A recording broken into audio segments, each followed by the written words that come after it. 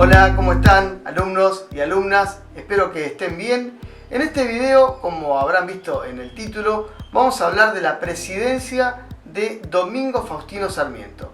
Por estos días de septiembre se está recordando el Día del Maestro, porque se conmemora el 11 de septiembre la fecha del fallecimiento de Sarmiento y por eso se toma esa fecha como Día del Maestro, en reconocimiento a la labor que hizo en cuanto a la escuela, la escolarización de grandes masas de ciudadanos, ¿sí? Pero no es lo único que hizo Sarmiento, ¿sí? No es lo único que llevó adelante la tarea educativa y la difusión de las escuelas. Bueno, vamos a ver en este video un poco de todas las cuestiones que hizo Sarmiento a lo largo de su vida y también puntualmente en su presidencia de la Argentina.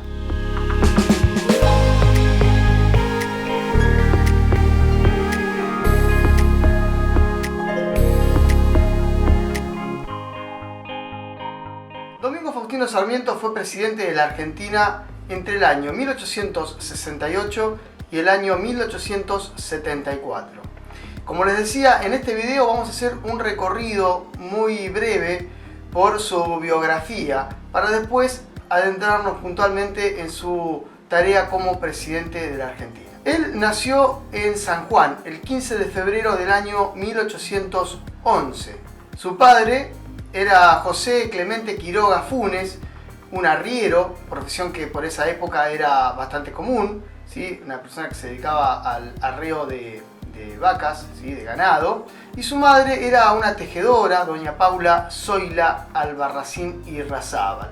Además, según algunos historiadores, llegó a tener 15 hermanos, más o menos de ese número se maneja, no está muy cierto, digamos, eso, pero se dice que tuvo muchos hermanos, alrededor de 15.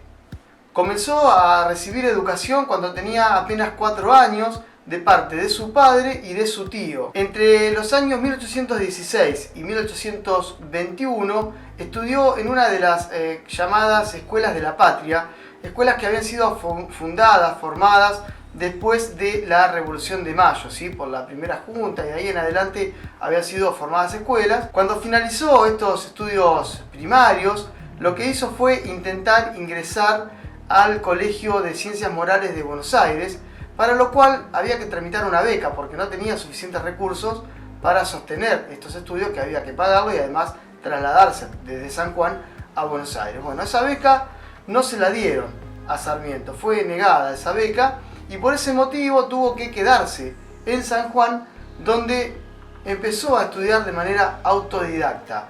De esa manera, es decir, aprendiendo solo, en el año 1825 Sarmiento se trasladó a la localidad de San Francisco del Monte, en la provincia de San Luis, donde junto a su tío fundaron una escuela. En el año 1827 fue reclutado por los federales para integrar el ejército, pero por diferencias, podríamos decir, políticas o ideológicas, se retiró del ejército federal y se unió al bando unitario. En el año 1831, debido a la victoria de los federales, emigró a Chile, donde empezó a trabajar como profesor y también donde nació su hija, Faustina, que fue fruto de una relación que él tuvo con una de sus alumnas, María Jesús del Canto. En 1836 el gobernador de San Juan le permitió volver a la provincia porque Sarmiento había contraído una enfermedad. Ya de nuevo en Argentina, Sarmiento se opuso muy fuertemente a la causa federal y en el año 1840 fue obligado a exiliarse nuevamente a Chile, en donde se dedicó a la actividad cultural, a la actividad educativa, y fue enviado por el gobierno chileno a Europa y a Estados Unidos para investigar sobre los sistemas educativos que estaban vigentes en países europeos y en Norteamérica. En 1851 volvió a la Argentina y se unió al Ejército Grande, el ejército de Justo José de Urquiza, que se estaba formando para pelear contra el gobernador de la provincia de Buenos Aires, Juan Manuel de Rosas. Sarmiento en esta ocasión se unió al ejército como boletinero, es decir, aquel que redactaba las notas y llevaba adelante las crónicas de cada batalla, de cada acción del ejército. Después de la caída de Juan Manuel de Rosas, se instaló en Buenos Aires, pero nuevamente por diferencias políticas con Urquiza, que recordemos era federal, se vio obligado a emigrar nuevamente hacia Chile. En 1855 volvió a la Argentina, tuvo varios cargos políticos y en 1862 fue designado como gobernador de la provincia de San Juan, cargo que desempeñó hasta el año 1864. En el año 1868, mientras se desempeñaba como embajador en los Estados Unidos, Sarmiento fue elegido presidente. Sí, se enteró que era presidente estando fuera de la Argentina. Pero bueno, así es la historia. Y ahí llega Sarmiento entonces a ser presidente de la Argentina en 1868. Sarmiento llega al poder en ese año, 1868, cuando el modelo agroexportador se encuentra en pleno desarrollo. Apenas asume la presidencia, lo que hace es, bueno, bastante simple, ¿no? Destituir a los funcionarios de la anterior administración, ¿sí? Estamos hablando de la administración de Bartolomé Mitre. Esto produce que durante su primer año de gobierno va a ser duramente criticado desde el diario La Nación, que va a ser justamente propiedad de Mitre. Desde el comienzo de su gobierno tiene que hacerse cargo de varios conflictos muy importantes. Uno de esos es la crisis política, por la cual tiene que intervenir la provincia de San Juan, ya que estaba produciéndose ahí un enfrentamiento entre distintas facciones o tendencias políticas. Además de este, se presentan conflictos también en La Rioja, en Entre Ríos y en Corrientes, conflictos políticos, ¿sí? También tiene que hacer frente a la etapa final de la Guerra del Paraguay, que demanda mucho dinero, soldados,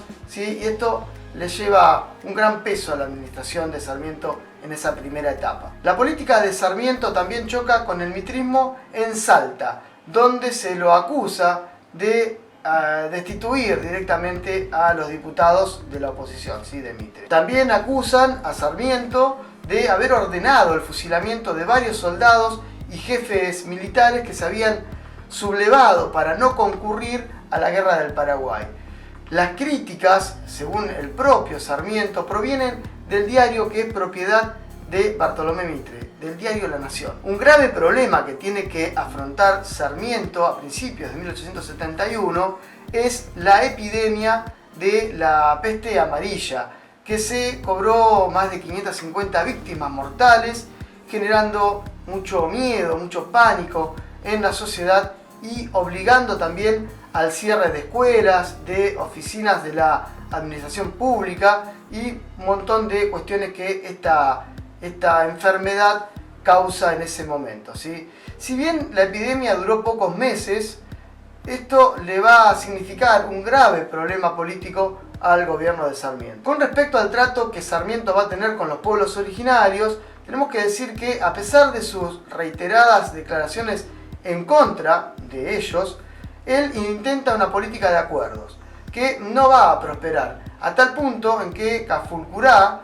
uno de los líderes de los pueblos originarios, vuelve a invadir con un malón la zona de Tres Arroyos y después Namuncurá, otro jefe de los pueblos originarios, también ataca Bahía Blanca con más de 2.000 hombres. El gobierno lo que va a hacer, va a contraatacar, va a defender, digamos, y va a matar a más de 50 indios. Pero en marzo de 1872 se produjo una nueva invasión con más de 6.000 guerreros al mando de Cafulcurá, en la que se llevaron más de 200.000 vacas, ¿sí? Los indios se llevaban el ganado, esto causaba un perjuicio para los ganaderos de ese momento, y bueno, entonces lo que van a hacer es tratar de mitigar esto, ¿no? Después de eso, Cafulcurá va a ser derrotado cerca de San Carlos de Bolívar, ¿sí? Con una avanzada del ejército nacional. Pero los pueblos originarios no son el principal enemigo de Sarmiento, ¿sí? No fueron ellos.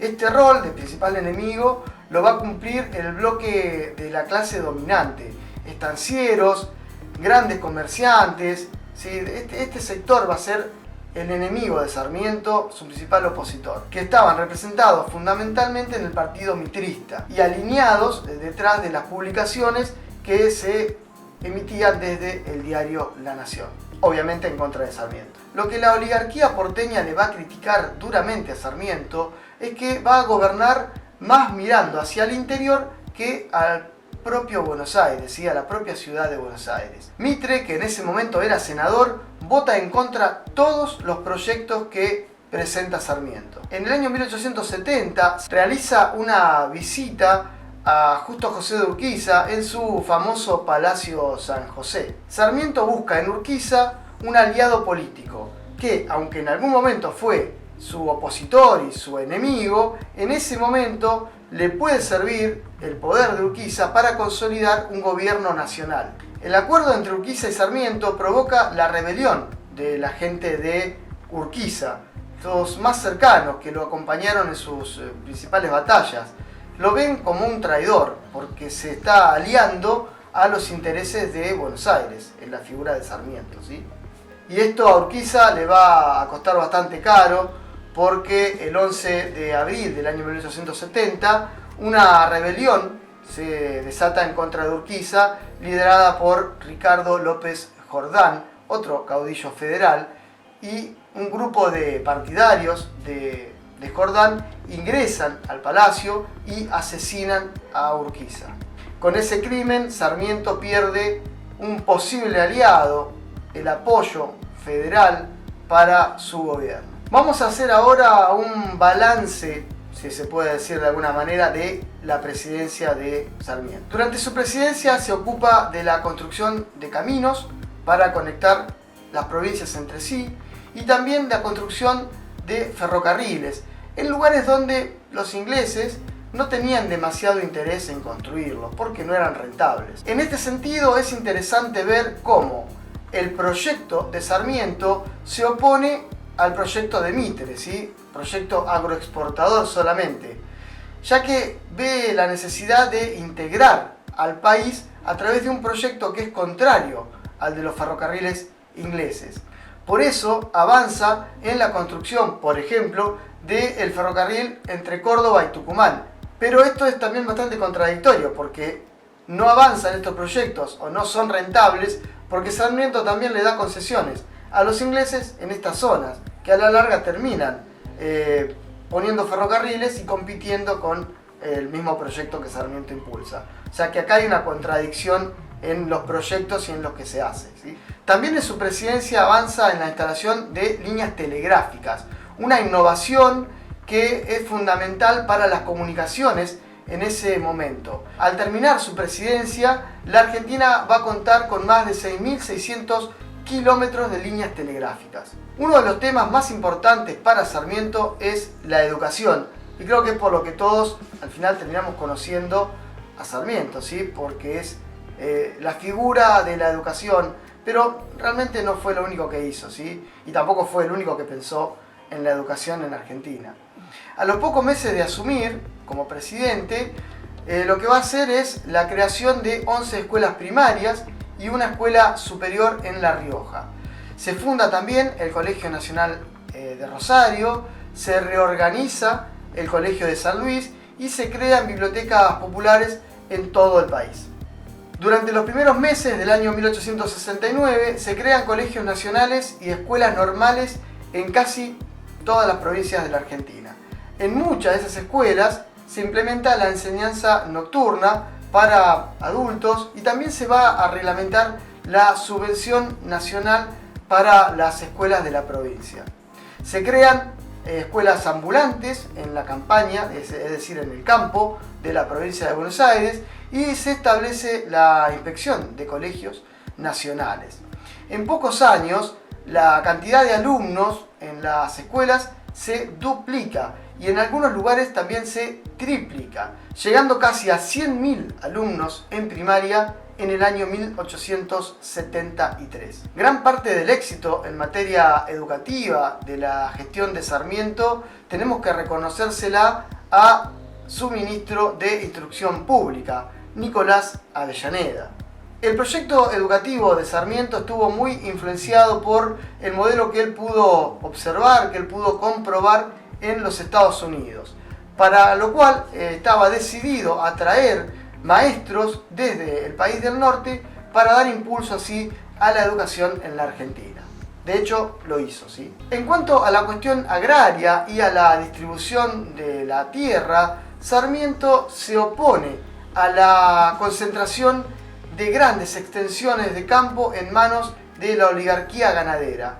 Y lo que va a hacer es intentar implementar un sistema de pequeñas propiedades productivas al estilo de los farmers, también de Estados Unidos.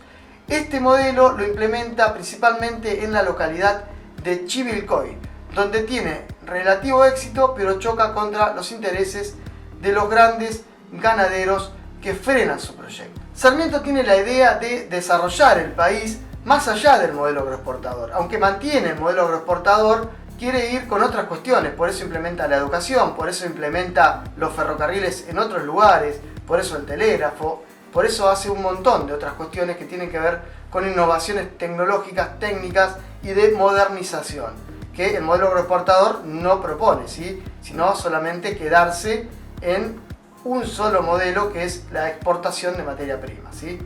Por eso, lo que va a hacer Sarmiento es impulsar el desarrollo, por ejemplo, de la minería, ¿sí?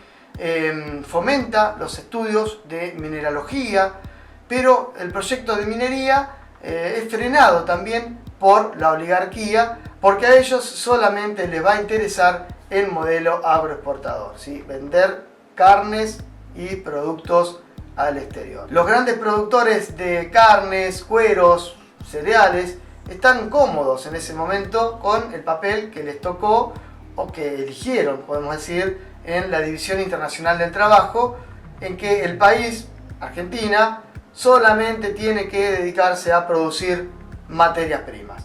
Si quieren, en otro momento vamos a hacer un video hablando puntualmente del modelo agroexportador y de la División Internacional del Trabajo. Un tema que también es muy interesante para entender la idiosincrasia propia de la economía argentina. En octubre del año 1871, Sarmiento organiza en Córdoba una exposición industrial, fíjese qué avanzado para el momento, en la que queda demostrado también, hay que decirlo, el atraso tecnológico en materia industrial que había en ese momento en Argentina.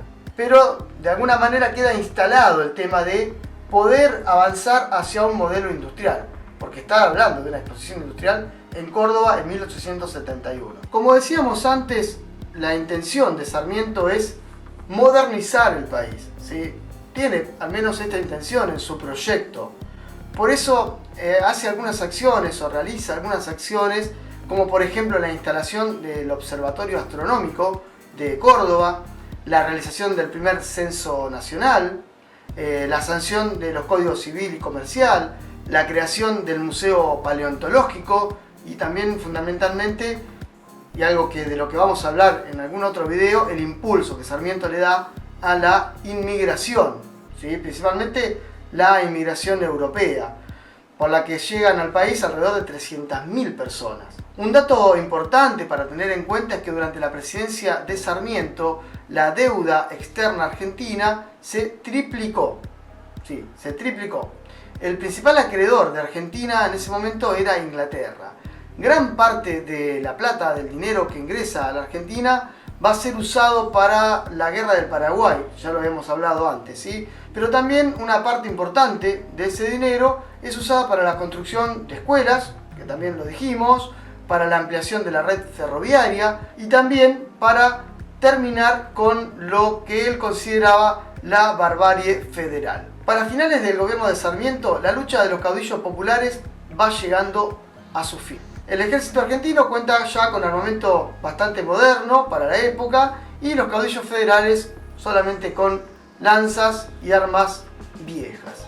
Para 1872 solamente queda el caudillo López Jordán en el exilio con su asesor nada más ni nada menos que José Hernández, a quien Sarmiento lo que va a hacer para poder capturarlos es poner precio a su cabeza. Sí, justamente en el momento que José Hernández estaba lanzando uno de los libros más famosos de la Argentina, sí, el Martín Fierro. Como vemos, Sarmiento estaba decidido a modernizar el país y a insertarlo en el mundo como una nación pujante, creciente. Pero la oligarquía a la que él sirvió muchas veces con su intelectualidad antipopular, sus publicaciones, le puso todos los obstáculos posibles para que eso no se concrete. Y el país siguiera siendo así rural y semicolonial, ¿sí? Con el modelo agroexportador. Por eso, Sarmiento es un personaje de nuestra historia muy controvertido. Por un lado, renegaba de la barbarie de los federales y los combatió, ¿sí? Salvajemente, pero también se enfrentó a quienes capitalizaron ese estereotipo que él mismo colaboró en gran medida a construir. En septiembre del año 1874, antes de asumir Nicolás Avellaneda, que había ganado las elecciones, el partido mitrista, con Bartolomé Mitre a la cabeza, se subleva y se opone a la sucesión presidencial democrática. ¿Por qué? Porque estaban denunciando que había habido fraude. Bueno, después podemos hablar de las elecciones de esa época en las que había fraude. Siempre había fraude. Más o menos, pero lo había. Lo que Mitre no puede aceptar es que pierde, con fraude y todo de los dos lados, pierde las elecciones. Entonces denuncia y se subleva. Esa insurrección es sofocada y finalmente asume Nicolás Avellaneda. De Nicolás Avellaneda vamos a hablar en el próximo video.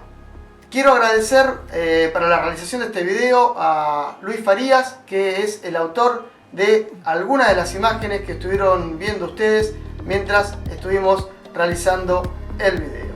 Así que les pido que se suscriban, que comenten y que compartan esto con sus alumnos, profesores, amigos. Chao.